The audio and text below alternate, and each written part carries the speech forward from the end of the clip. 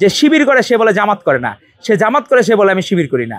তো আসলে কি তাদের সাইকোলজি, পিতা পুত্রকে অস্বীকার করার যে সাইকোলজি, এটি তাদের মধ্যে আসলে একটা চলমান খুবই নিত্য নৈমিত্তিক ঘটনা। স্বীকৃত ছাত্র শিবিরের ছেলেরা তারা বিভিন্নভাবে গণধর্ষণের জন্য পদযাত্রা করতে চায়, এরকম হুমকিও দিয়েছে। আমার মনে হচ্ছে অনেকটা আওয়ামী লীগের শূন্যতাটা ফিল আপ করছে এই জামাত বা ইসলামী ছাত্র শিবির। আমরা দেখতেছি ডাকসু হচ্ছে একটা উৎসব, এখন ঢাকা বিশ্ববিদ্যালয় ক্যাম্পাসে একটি উৎসবের আমেজ বিরাজ করছে। কিন্তু সমস্যা হইল কি, ছাত্রদলের জনপ্রিয়তায় বাকিদের গাত্রদাহের কারণ। তারা বিভিন্ন বট আইডি খুলে বিভিন্নভাবে সাইবার বুলিংয়ের মাধ্যমে বিভিন্নভাবে হ্যারেস করার চেষ্টা করছে এবং স্বীকৃত ছাত্র শিবিরের ছেলেরা তারা বিভিন্নভাবে গণধর্ষণের জন্য পদযাত্রা করতে চায়, এরকম হুমকিও দিয়েছে। তো স্বাধীন বাংলাদেশে ৭১-এর সময় যে রাজাকার আলবদরদের যে ভূমিকা ছিল, সেই ভূমিকার আবার পুনরাবৃত্তি ঘটাচ্ছে অনেকে এই স্বাধীন বাংলাদেশে। তো বাংলাদেশের মানুষ বা বাংলাদেশের শিক্ষার্থীরা, আর বিশেষ করে ঢাকা বিশ্ববিদ্যালয়ের শিক্ষার্থীরা কখনো বোকা না। তারা অবশ্যই ২৪-এর গণ অভ্যুত্থানে যাদেরকে সম্মুখ সারিতে পেয়েছে, যাদের ভূমিকা প্রশংসিত হয়েছিল, আপনি ডাকসুর ছাত্রদলের প্যানেলটিতে দেখবেন আমাদের আবিদ, যিনি ভিপি পদে ইলেকশন করেছেন ব্যালট নাম্বার ২১, সে এখনও আপনি ঢাকা বিশ্ববিদ্যালয়ে আমরা যে এই টিএসসিতে দাঁড়িয়ে আছি, প্রত্যেকটা দেয়ালে দেয়ালে দেখবেন প্লিজ কেউ কাউকে ছেড়ে যায় না।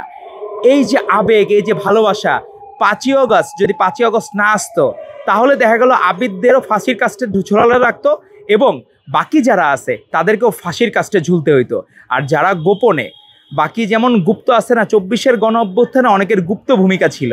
এখন গুপ্ত ভূমিকা আর প্রকাশ্য ভূমিকা দুইটার মধ্যে কিন্তু পার্থক্য আছে। গুপ্ত ভূমিকা হইলে তার বিরুদ্ধে কিন্তু রাষ্ট্র কোনো, বিশেষ করে স্বৈরাচার রাষ্ট্র, তার বিরুদ্ধে কোনো অ্যালিগেশন দিতে পারতো না, কারণ তার গুপ্ত ভূমিকা ছিল। কিন্তু যার প্রকাশ্য ভূমিকা, তার বিরুদ্ধে সরাসরি রাষ্ট্র অ্যালিগেশন দিতে পারত। এখন বিষয় হচ্ছে আরেকটা, সেটা হচ্ছে আমরা দেখলাম আজকেই ফেসবুক একজন সাবেক শিবির নেতা, তাদের আসলে এক অদ্ভুত সংগঠন, পিতা পুত্রকে হুটহাট করে অস্বীকার করে ফেলে। যে শিবির করে সে বলে জামাত করে না, সে জামাত করে সে বলে আমি শিবির করি না। তো আসলে কি তাদের সাইকোলজি, পিতা পুত্রকে অস্বীকার করার যে সাইকোলজি, এটি তাদের মধ্যে আসলে একটা চলমান খুবই নিত্য নৈমিত্তিক ঘটনা। ভালো করলে বলে একে অপরের পিতা পুত্র, আর খারাপ করলে বলে পিতা পিত্রকে অস্বীকার করে, পুত্র পিতাকে অস্বীকার করে। তো এরকম আমরা প্রচলন দেখি নাই। একজন দেখলাম ফেসবুকে স্ট্যাটাস দিছে, ডাকসুতে যদি ছাত্র শিবিরের প্যানেল বিজয়ী হয় তাহলে উনি ১০০ ল্যাপটপ গিফট করবেন। তো এই যে উপঢৌকন দেওয়া বা এই চর্চা, এটি তো ইলেকশনকে বিতর্কিত করবে।